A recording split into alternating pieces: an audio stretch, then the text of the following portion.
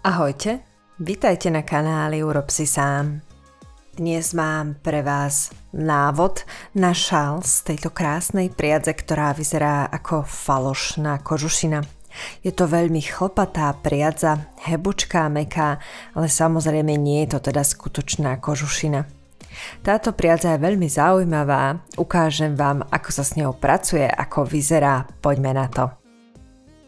Začnime s týmto klpkom priadze. Je to priadza z Action. Má zaujímavý vzhľad, chlpatý, mäkučký, vyzerá ako falošná kožušina. Z jednej strany máme takú priadzu, z ktorej vychádzajú tieto chlpky, akoby sú na ňu upevnené, celé to drží spolu vďaka tej priadzi. Je to 100% polyester. Má to 120 metrov, 200 gramov, zaujímavá priadza určená na desiatky, ihlice a háčiky. Budem používať háčik číslo 12. Kúsok klpka som už použila, nie je to celých 200 gramov, mám tu 140 gramov, ale to by nám mohlo stačiť na tento projekt. Urobím si najskôr reťazku. Už vidíte, aké je to krásne huňaté a chlpaté. 1, 2, 3, 4, 5, 6, 7, 8, 9, 10 reťazkových očiek.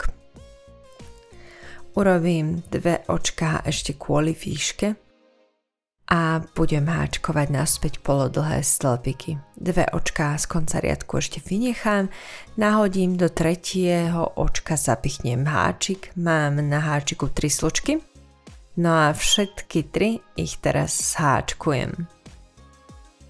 A znova nahodím, idem do ďalšieho očka, to je miesto, kde teda zapichnem háčik, určite to vidíte. Myslím, že sa to dá dobre cítiť aj pomedzi prsty, kde je ďalšie očko, pretože veľa sa toho teda rozhodne vidieť nedá. Znovu zapichnem háčik a uháčkujem polodlhý stĺpik. Nahodím, pohľadám si ďalšie očko a háčkujem polodlhý stĺpik. Tu sa mi to trošku pomotalo. Takže rozmotáme priadzu a pokračujeme. Do ďalšieho očka opäť polodlhý stĺpik.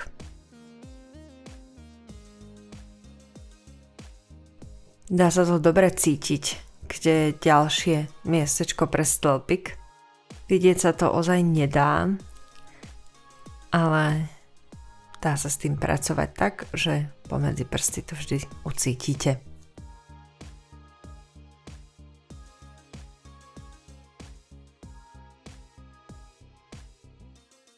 Prichádzam na druhú stranu riadku.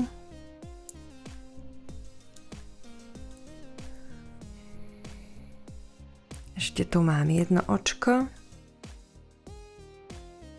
A uháčkujem tam polodlhý stĺpik. Prvý riadok je hotový, toto bude šírka šálu. Z oboch strán je to krásne hebké, mäkučké a huňaté.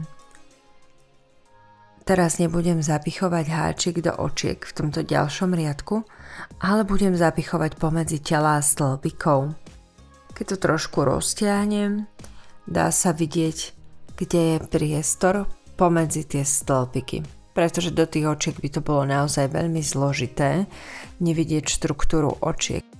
Ale takto, do tých otvorov pomedzi stĺpiky, tam budem zapichovať háčik. Urobím si 2 očká kvôli výške, máme to celé už otočené a budem zapichovať pomedzi stĺpiky a háčkovať znovu polodlhé stĺpiky.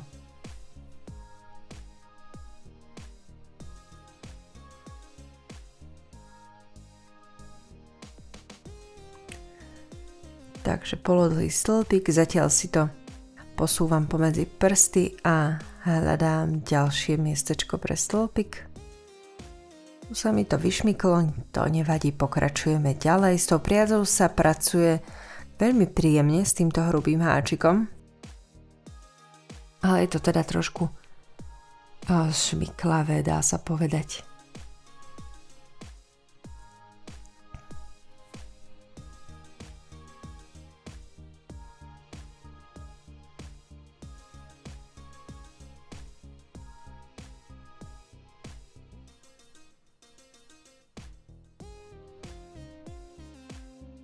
No a tu sme už na konci riadku. Je to krásne hrubé, keď dám za to ruku, tak to vám to ukážem, nie je tam nič vidieť, je to neprehľadné, ale na dotyk sa ľahko dajú nájsť teda medzierky medzi stĺpikmi, miesto, kde vždy v ďalšom riadku zapichujeme háčik. Budem pokračovať.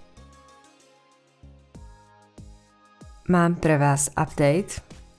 Vidíte, že sa to krásne vyvíja a vzniká mi z toho dosť rýchlo veľmi zaujímavý šál.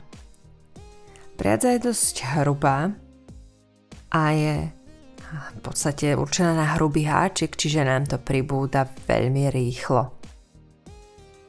Je to teda hrubé, jemné a nie je to kompaktné alebo teda husto uháčkované. Budem pokračovať, mám ešte kúsok pred sebou. No a tu mi ostal už len malý kúsok priadze.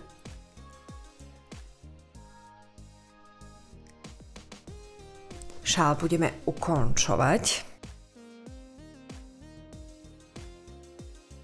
Takýto dlhý, respektíve dosť krátky šál mi z toho vznikol. Samozrejme, dalo by sa ešte pokračovať a urobiť dlhší šál.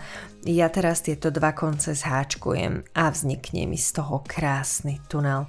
Háčik mám ešte v poslednom očku. Vezmem si druhý koniec šálu, preložím ich cez seba. Tieto dva konce k sebe a budem zháčkovávať tieto dve časti.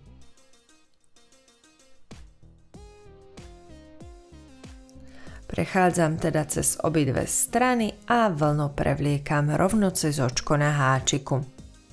A takto sa prepracujem až na druhú stranu, celé to takto pevnými okami pospájam.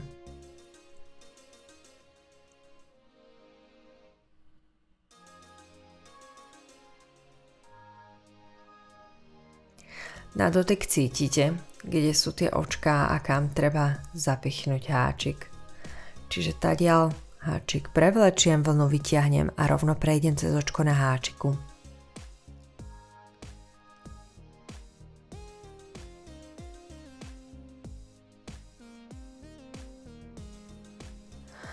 No nebolo to celé klbko priadze, bolo to možno trošku menej ako 2/3, s tým celým klbkom by bol šál určite trochu dlhší.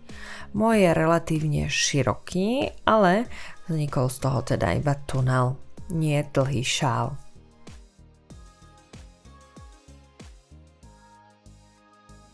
No a ja som na konci, vytiahnem túto slučku z očka, utiahnem.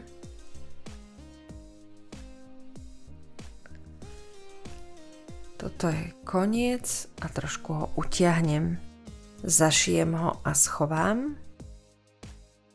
Takto si to prevlečieme. A tu už vidíte hotový hebučký, mekučký tunel. Vlnu schovám.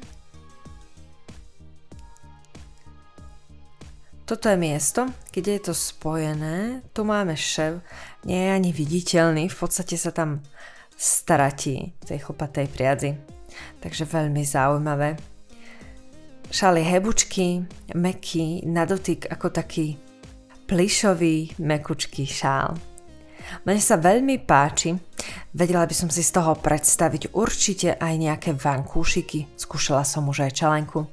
Dúfam, že vás video zaujalo. Ak áno, nechajte mi palček hore a nezabudnite sa prihlásiť na odber, aby sme sa videli aj na budúce. Ahojte!